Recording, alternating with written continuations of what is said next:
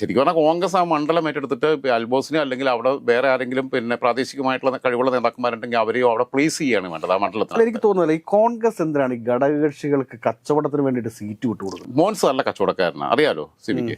ഈ ഞങ്ങൾ മലപ്പുറത്ത് പറയും ഔങ്ങിയ വളവൻ എന്ന് പറയും. ഔങ്ങിയ വളവൻ എന്ന് പറഞ്ഞാൽ ഈ ചുളുവിൽ മാന്യനായിട്ടൊക്കെ നിന്നിട്ട് ചുളുവിൽ നിന്നിട്ട് കാര്യങ്ങൾ സാധിക്കുന്ന പരിപാടിയാണ്. അപ്പം ചില ആൾക്കാരെ കുറിച്ച് അവർ കള്ളന്മാരാണെന്നുള്ളത് നാട്ടുകാർക്കെല്ലാം അറിയാം. അവർക്കും നാട്ടുകാർക്ക് അറിയാമെന്നുള്ളത് അവർക്കും അറിയാം. അവർ പിന്നെ നാളെ പരിപാടി നടത്തും, എന്ത് തരികയുടെ നോണെങ്കിൽ നടത്തും. ചില ആൾക്കാരെന്ന് വെച്ചാൽ ഭയങ്കര മാന്യന്മാരായിട്ട് നിൽക്കും, എന്നിട്ട് അടിയിൽ കൂടെ ഈ സാമ്പത്തിക ഡീലിങ് നടത്തും. ഇതിപ്പോൾ എന്താ വെച്ചാൽ ഈ റജി ചെറിയാൻ്റെ കയ്യിലുള്ള ക്യാഷാണ് മോൻസിനെ ആകർഷിച്ചുകൊണ്ടിരിക്കുന്നത്.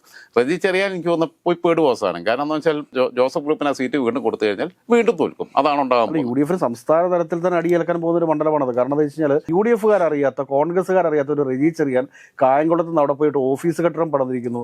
അവിടെ പ്രവർത്തനങ്ങൾ ആരംഭിക്കാൻ വേണ്ടിയിട്ട് കേരള കോൺഗ്രസ് ജോസഫ് നിർദ്ദേശം കൊടുത്തിരിക്കുന്നു. ഇതൊക്കെ എന്ത് രാഷ്ട്രീയമാണെന്നാണ് നമുക്ക് മനസ്സിലാവുന്നത്.